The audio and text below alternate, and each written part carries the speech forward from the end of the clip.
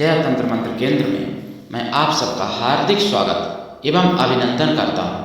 मेरे प्रिय भाई बहनों, आज मैं आपको होलिका यक्षिणी साधना बताऊंगा जो एक दिन में सिद्धि मिल जाती है, मात्र एक दिन में सिद्धि, और भगवान ने चाहा तो प्रत्यक्ष भी हो जाएंगी आपको, जिसके लिए आपको अंत तक हमारा वीडियो देखना पड़ेगा।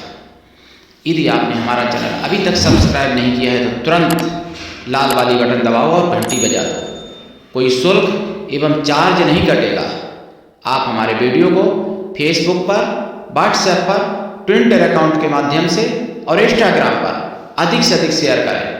लाइक और कमेंट करना भी आपका धर्म है। दुनिया में जिसका कोई नहीं, मैं उसका हूँ। अगर आपको अपनों ने धोखा दिया है, यदि आपको परायों ने धोखा दिया है, तो आप एक बार मुझे अवश्य आजमाएं। हमारा मोबाइल नंबर है 9305 63 71 73। इसी नंबर पर संपर्क करें। हमसे बात करने का टाइम भारतीय टाइम के अनुसार दिन में दोपहर 12 से 2 बजे के बीच का है। कभी कभार हम नंबर 12 से पहले भी खोल देता हूँ, कभी कभार 2 के बाद भी खोलता हूँ। कोई इमरजेंसी, कोई पर्व होता है तो नंबर नहीं खुलता है। अगर आप सच्चा, पवित्र, निस्वार्थ दिव्य प्रेम पाना चाहते हैं अथवा सच्चा, पवित्र, निस्वार्थ दिव्य प्रेम देना चाहते हैं तो आपका स्थान मेरे लिए, मेरे प्राणों से भी करोड़ों गुना ऊपर है। मेरे प्रिय भाई बहनों, मैं राष्ट्रीय अध्यक्ष कृष्णा दल आप सबसे निवेदन करता हूँ, यदि आप मानवतावादी हैं अथवा आप सनातनी हैं तो मुझसे जरूर जुड़ें। अगर आप में योग्यता हुई तो मैं आपको पदाधिकारी भी बनाऊंगा अपने संगठन में, कृष्णा दल में। ये कृष्णा दल हमारा, आपका, सबका एक परिवार है। आप देश विदेश में, विश्व के किसी भी कोने में रहते हैं, किसी भी जाति धर्म से हैं, कोई दिक्कत नहीं। आप हमारे दिए हुए ज्ञान से भरपूर लाभ उठा सकते हैं। मेरे प्रिय भाई बहनों, मैं अपने चैनल के माध्यम से आयुर्वेदिक ज्ञान, ज्योतिष शास्त्र, तंत्र मंत्र, तीर्थ त्योहार, सत्संग, प्रवचन एवं बहुत कुछ और महत्वपूर्ण खबरें भी अपने चैनल से आप तक पहुंचाता हूं, आगे भी पहुंचाता रहूंगा। मेरे प्रिय भाई बहनों, आपको मैं बता दूं, होलिका यक्षिणी ऐसी यक्षिणी है जो कोई खतरा नहीं है, बहुत ही सौम्य, एक देवी की तरह, और एक रात में सिद्धि हो जाती है मात्र, जिसके लिए आपको हमारा वीडियो अंत तक देखना पड़ेगा। आपको बताऊं, देखिए सनातन धर्म के साथ क्या क्या षड्यंत्र हो रहा है।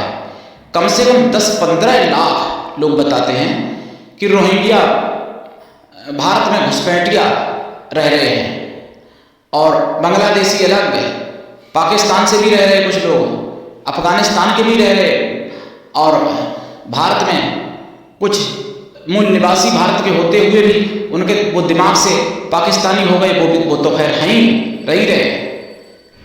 और ऐसे लोग रोहिंग्या या घुसपैठियों के लिए, मुसलमानों के लिए कोई ना शासन जागता है, ना प्रशासन जागता है, ना कोई नेता जागते हैं।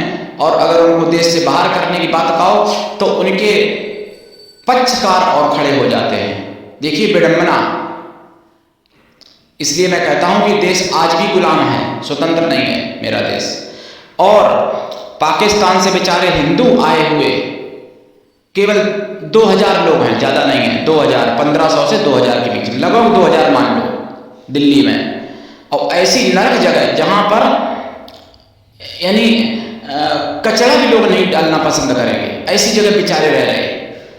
और फिर भी उनके, और वो भी जंगल काट के उन्होंने बेचारों ने अपनी साफ सफाई करके और रहने के लायक जगह बनाई, और 10-12 साल से रह रहे। और किसी ने उनको टीन दी, किसी ने लकड़ी दे दी, तो किसी ने कुछ दे दिया, ऐसे करके बेचारे रह रहे। और उनके लिए ये केजरीवाल, देश का गद्दार, ये उनको भगवाने के लिए करवा रहा है। देश का सबसे बड़ा गद्दार ये केजरीवाल। आप लोग बड़ाई करते हो ना केजरीवाल की, हमारे से फोन करके कि केजरीवाल की सरकार, दिल्ली में जाकर देख लो, केजरीवाल तुम्हारे समझ में आ जाएगा। फालतू की हमसे बात फोन पे करते हो, इसलिए मैं कह रहा हूं, केजरीवाल जैसे तुम्हारा बाप हो, शर्म नहीं आती है केजरीवाल की बड़ाई करने वालों को। ऐसे लोगों को मैं क्या कहूं जो हिंदुओं पर उन पर बिल्डोजर चलवाने के लिए उनके जो है वो कर दिया गया, ऑर्डर दे दिया गया, नोटिस चिपका दिया गया उनके झोपड़ियों पर।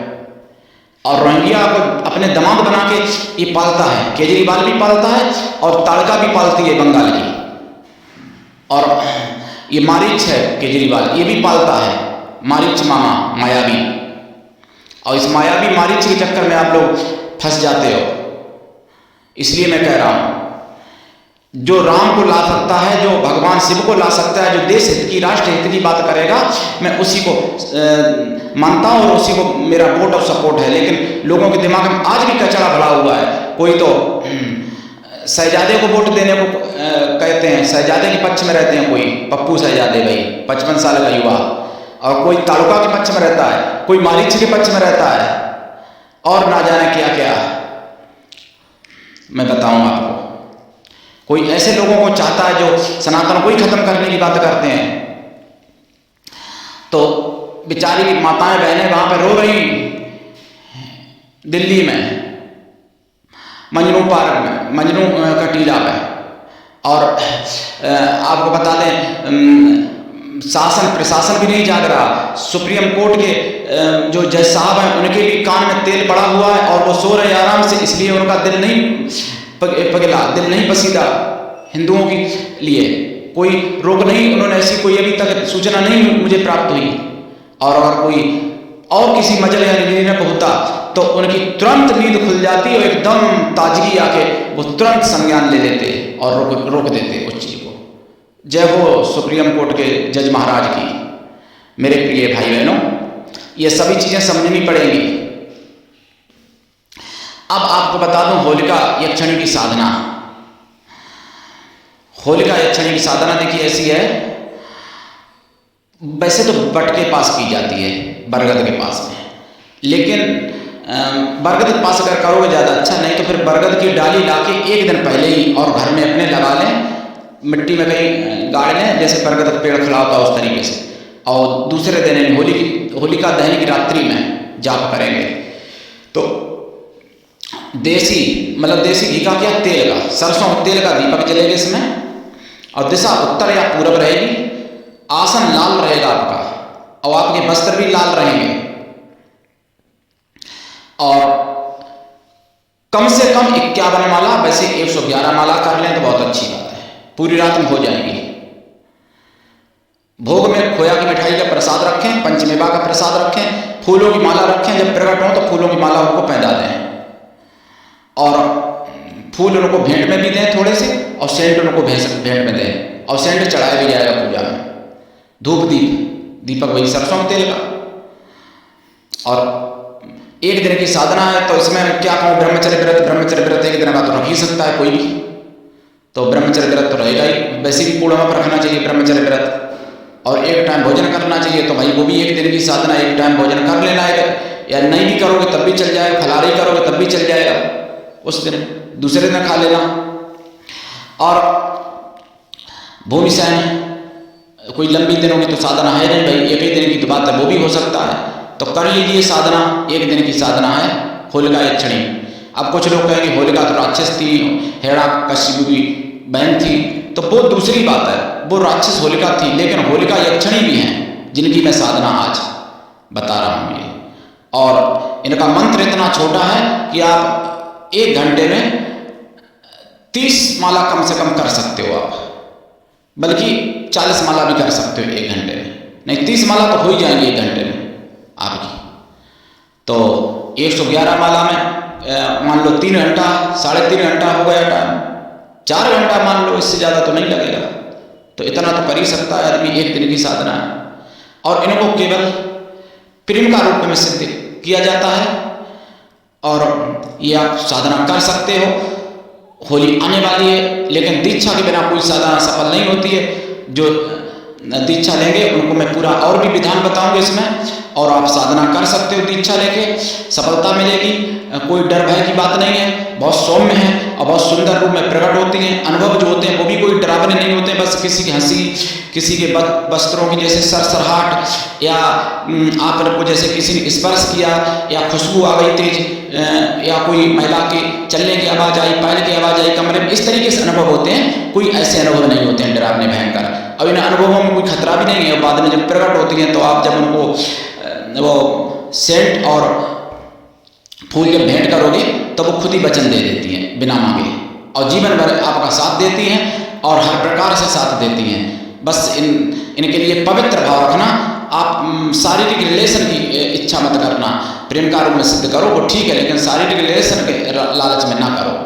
तो और सारे सुख देती हैं, और जब वो इनकी मर्जी है कि आप इससे रिलेशन भी बनाती कि नहीं बनाती, वो इनकी मर्जी है, लेकिन आपको नहीं सोचना चाहिए ऐसा। तो ये साधना कर लीजिएगा प्रिय भाई बहनों, और सनातन को समझिए और सनातन के लिए खड़े होइए। नहीं तो सोते रहोगे तो एक दिन नंबर सभी का आएगा। इसलिए सनातनी एकजुट हो जाओ, खड़े हो जाओ, एक दूसरे के सुख दुख में खड़े हो सनातनी भाई बहनों, और जागो। और जब एकजुट रहोगे तभी सरकारें भले सुने आपकी, नहीं तो सरकारें कहाँ सुनती हैं जल्दी। कोई भी सरकार हो, अगर सनातनी एकजुट होगा तो सभी सुनेंगे, कांग्रेसी भी सुनेंगे, और एकजुट नहीं होगा तो बीजेपी भी नहीं सुनेगी। ये भी बता दूं, उनको क्या जरूरत है भाई, 5 साल के लिए तो आना है, 5 साल बाद फिर दोबारा फिर आना है। कोई राजतंत्र तो है नहीं जो कि भाई उनको मतलब होगा कि प्रजा मेरी सुखी रह रहेगी दुखी रहेगी, भाई 5 साल बाद फिर देखा जाएगा। तो इसलिए एकजुट रहो, संगठित रहो, और मतलब अपने सनातन धर्म के लिए सशक्त रहो, जागृत रहो, उग्र भी रहो। मेरे प्रिय भाई बहनों, उठाइए लाभ। मैं किसी को मारने काटने की लड़ने की बात नहीं कह रहा हूं, लेकिन संगठित रहो सनातनी भाई बहनों। पाकिस्तान के हिंदू भाई बहन जो हैं, तो वो ये मत सोचो कि वो अनपरिचित हैं, अपना ही उनको भाई बहन, अपना ही परिवार का समझ लो, और उनके साथ खड़े होना चाहिए। और ट्विटर पर जहां भी कर सकते हो शेयर वहां करो। और आपको बता दूं, यानी 6 मार्च 2024 का शाम के 8 बजे वाला बिंदास बोल सुदर्शन चैनल आपको जरूर देख लेना चाहिए, और वो वीडियो हर जगह शेयर करना चाहिए, ताकि सभी हिंदुओं के पास ये आवाज़ पहुंच सके। और सुदर्शन से ही जानकारी मुझे भी मिली है। मैं तो बहुत ही दुखी हुआ, मैं खुद रोया, और मैं दिमाग में यही सोच रहा था कि अगर मोदी की जगह पे मैं होता आज, तो मैं उनको कचड़े में रहने की बात नहीं, उनको हम सभी को मकान दे देते, 2000 को हिंदुओं को सभी को मकान दे देते, और सभी को इतना अनुदान दे देते जो कि उनका जीवन आराम से कट जाता है। रोहिंग्या लोगों को देते हैं, लोगों को वहाँ तो पैसा खूब बटता है, और वहाँ अब वो आतंकवादी भी हैं, आतंकवाद भी उनको सिखाया जाता है, वहाँ दिया जाता है, लेकिन हिंदू के लिए लोगों के हाथ नहीं खुलते हैं जल्दी। तो ये सब बातें समझनी पड़ेंगी मेरे प्रिय भाई बहनों। आज के लिए इतना ही, धन्यवाद। जय श्री राम, वंदे मातरम, जय सनातन।